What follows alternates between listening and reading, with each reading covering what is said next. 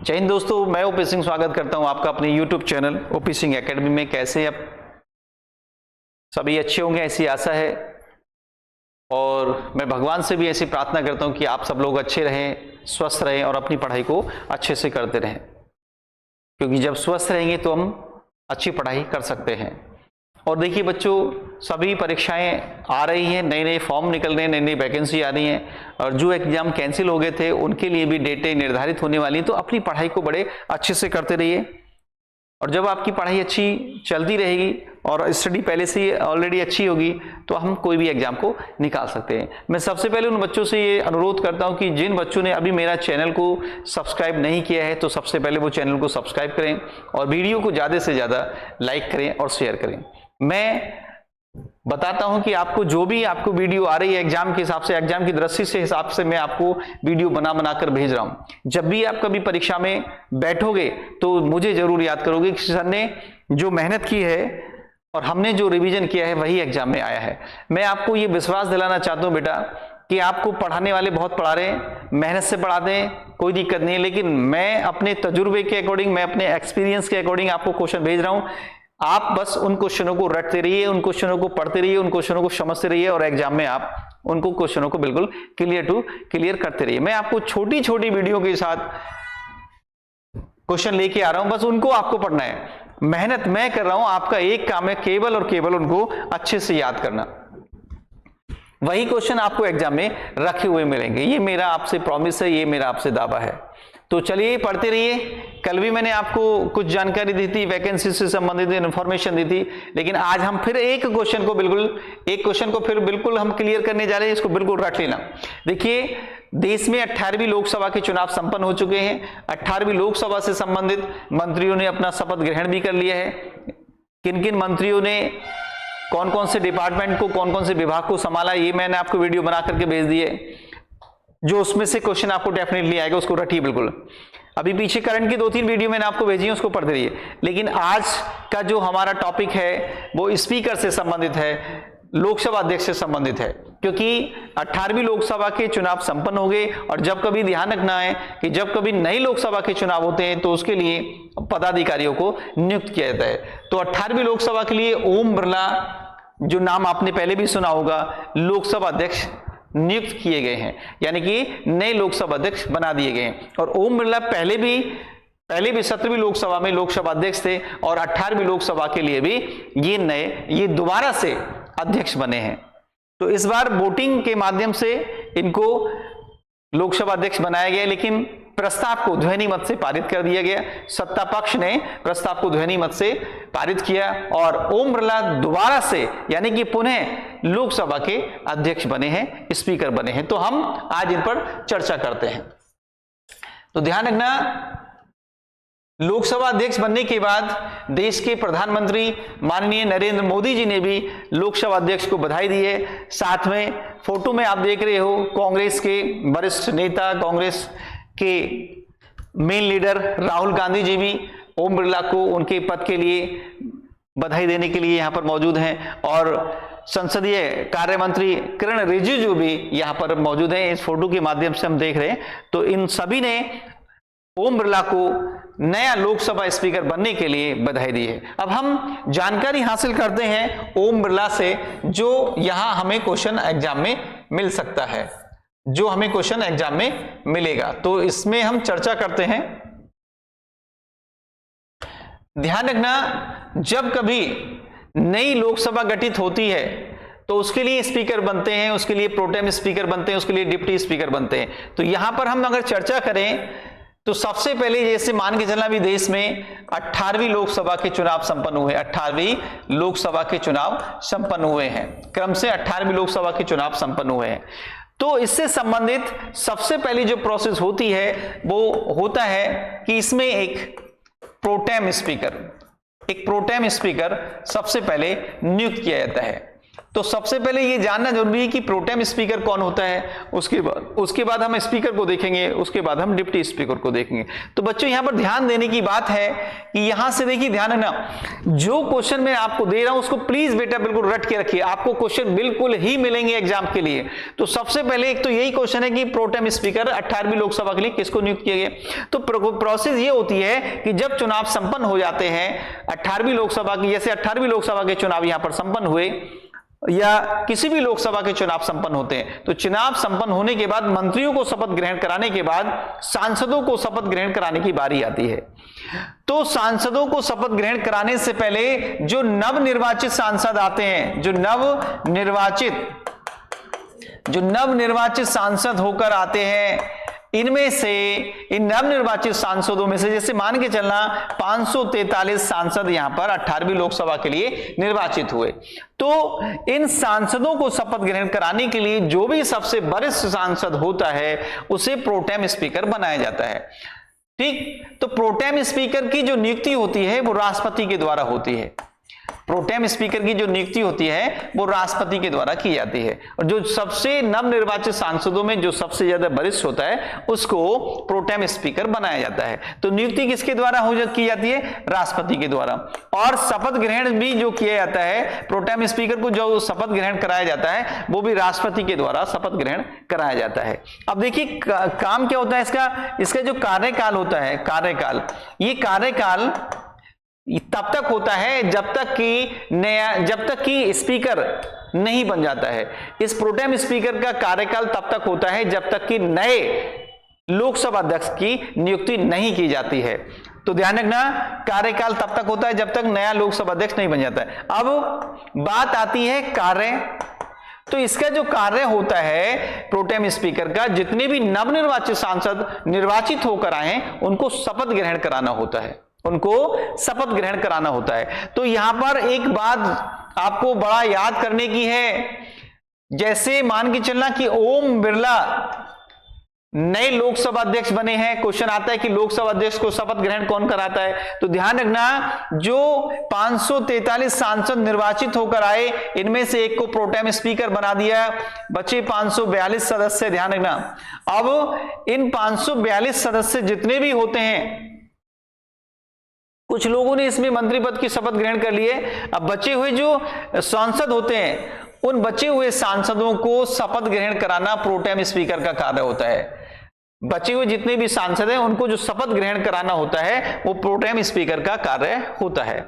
अब जो लोकसभा अध्यक्ष बना है उसने भी आम सदस्य के रूप में शपथ ग्रहण कर लिया होता है। इसलिए क्वेश्चन आता है कि लोकसभा अध्यक्ष को शपथ ग्रहण कौन कराता है? तो लोकसभा अध्यक्ष को शपथ ग्रहण प्रोटेम स्पीकर कराता है, या लोकसभा अध्यक्ष आम सदस्य के रूप में शपथ ग्रहण करता है। तो यहां पर हमें क्वेश्चन बिल्कुल क्लियर याद करने की जरूरत है।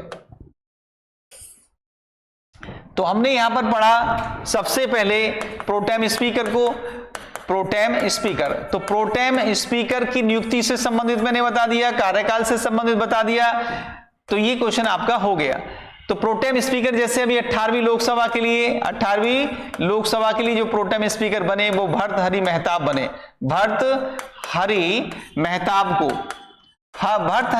को 18वीं लोकसभा के लिए प्रोटेम स्पीकर बनाया गया। अब बात आती है स्पीकर की, यहां पर स्पीकर को बोलते हैं लोकसभा अध्यक्ष। तो यहां से बड़ा ही इंपॉर्टेंट क्वेश्चन निकल कर आता है। तो लोकसभा अध्यक्ष, देखिए लोकसभा अध्यक्ष जो नियुक्त होता है वो नवनिर्वाचित सांसदों के द्वारा होता है, नवनिर्वाचित सांसदों के द्वारा होता है। जितने भी सांसद निर्वाचित होकर आते हैं उन्हीं के द्वारा लोकसभा अध्यक्ष की नियुक्ति की जाती है। बात आती है इस बार की, तो इस बार का जो लोकसभा अध्यक्ष का जो चुनाव हुआ है वो बड़े ही अलग ढंग से हुआ है, क्योंकि यहां पर सत्ता पक्ष और विपक्ष में मतभेद हुए। तो यहां पर इस बार वोटिंग की बारी आई, लेकिन प्रस्ताव को सत्ता पक्ष ने ध्वनि मत से पारित कर दिया और ओम बिरला को पुनः नया लोकसभा अध्यक्ष नियुक्त किया गया। तो क्वेश्चन अगर आता है कि लोकसभा अध्यक्ष की नियुक्ति कौन करता है, तो नवनिर्वाचित सांसदों के द्वारा नए लोकसभा अध्यक्ष का चुनाव होता है या नए लोकसभा अध्यक्ष की नियुक्ति की जाती है। अब बात आती है शपथ ग्रहण से संबंधित, शपथ ग्रहण। तो जो लोकसभा अध्यक्ष होता है वो शपथ ग्रहण जो करता है वो आम सदस्य के रूप में करता है। किसके रूप में? आम सदस्य के रूप में, या प्रोटेम स्पीकर द्वारा शपथ ग्रहण कराई जाती है। तो आज हम बात करते हैं यहां पर थोड़ा सा चर्चा ओम बिरला की।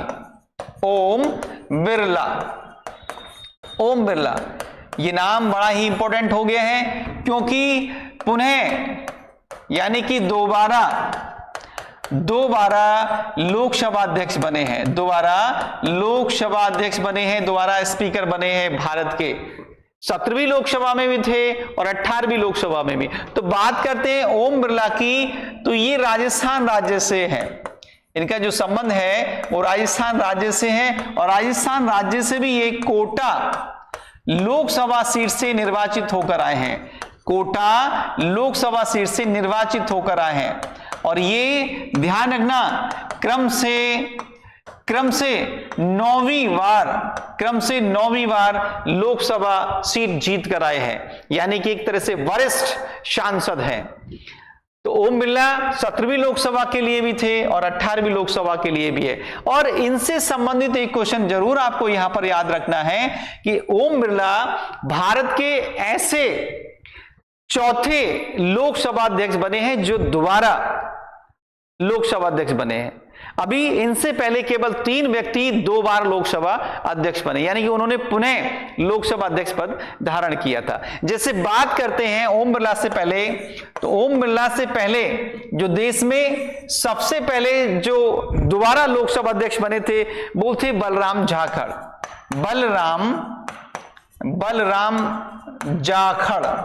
तो बलराम जाखड़ पहले ऐसे व्यक्ति थे जो पुनः लोकसभा अध्यक्ष बने थे। बात करते हैं कि दूसरे व्यक्ति कौन थे, तो दूसरे व्यक्ति थे जी.एम. बालयोगी। तो जी.एम.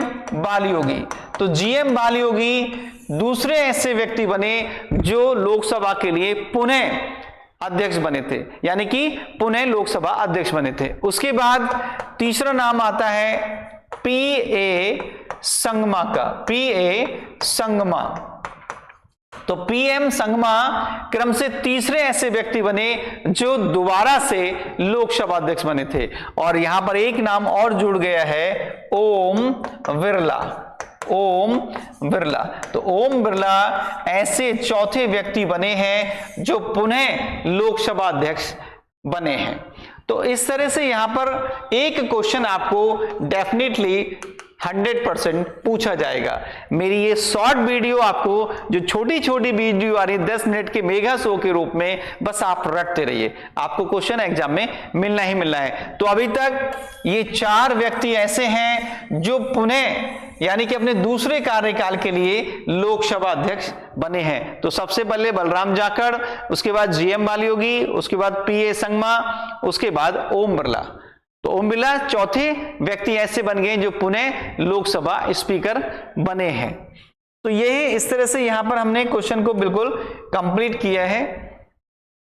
अब देखिए ध्यान रखना, अभी इसमें डिप्टी स्पीकर किसे नियुक्त किया जाएगा, ये अभी चर्चा बात का विषय है। तो अभी तक डिप्टी स्पीकर की नियुक्ति नहीं की गई है, लोकसभा उपाध्यक्ष की नियुक्ति नहीं की गई है, क्योंकि पहले भी 17वीं लोकसभा के लिए डिप्टी स्पीकर का पद खाली था। तो 17वीं लोकसभा में भी ये खाली था, और अभी 18वीं लोकसभा के लिए डिप्टी स्पीकर की क्या स्थिति है ये हम बात की वीडियो में बनाएंगे, क्योंकि अभी तक ये पद क्लियर नहीं हुआ है। तो इस तरह से हमने प्रोटेम स्पीकर के बारे में यहां पर देखा, प्रोटेम स्पीकर जो आपको क्वेश्चन एग्जाम में लेके आएगा। उसके बाद हमने स्पीकर के बारे में देखा, स्पीकर यानी कि जिसको लोकसभा अध्यक्ष भी कहा जाता है, लोकसभा अध्यक्ष भी कहा जाता है, इनकी स्थिति के बारे में देखा। और अब बाद में हम डिप्टी स्पीकर के बारे में यहां पर देखेंगे, क्योंकि डिप्टी स्पीकर के बारे में अभी कोई निर्णय नहीं लिया गया है।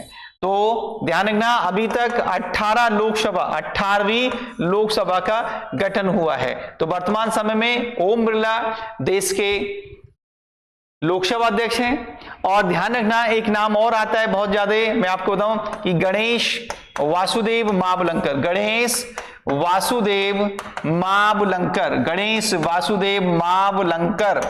तो गणेश वासुदेव मावलंकर, जिनको जीबी मावलंकर कहा जाता है, प्रथम लोकसभा अध्यक्ष बने थे, प्रथम लोकसभा अध्यक्ष। तो प्रथम लोकसभा अध्यक्ष कौन थे? गणेश वासुदेव मावलंकर या जीबी मावलंकर। तो भारत के पहले लोकसभा अध्यक्ष कौन थे या पहली लोकसभा के अध्यक्ष कौन थे? तो गणेश वासुदेव मावलंकर। और पहली लोकसभा का जो गठन हुआ था वो सन 1952 में हुआ था, जिसको 1951 1952 बोल देते थे, ठीक है। तो पहले आम चुनाव जो होते हैं वो 1952 में होते। तो इस तरह से हमने यहाँ पर स्पीकर का पद पड़ा, जो लोकसभा अध्यक्ष बड़ा ही इंपॉर्टेंट पद था, जो बड़ा चर्चा का विषय हुआ था। तो हमने इस वीडियो के माध्यम से पूरा कंप्लीट कर लिया है। देश को नए लोकसभा अध्यक्ष मिल चुके हैं और नई लोकसभा ने अपना कार्यकाल भी शुरू कर दिया है। तो 18वीं लोकसभा का नया स्पीकर देश के लिए मिल गए हैं और जिसकी कार्यवाही शुरू हो गई है। तो मैं ऐसे ही आपको एक बिल्कुल एक नंबर का जो क्वेश्चन आता है बिल्कुल मैं क्लियर कराता रहूंगा। ऐसे ही मेरी शॉर्ट वीडियो को आप पढ़ते रहिए, नोट्स बनाते रहिए अच्छे से और उसको बिल्कुल क्लियर टू क्लियर याद करते रहिए। तो मैं कल फिर मिलूंगा आपको नई वीडियो के साथ। तब तक के लिए जय हिंद, जय भारत।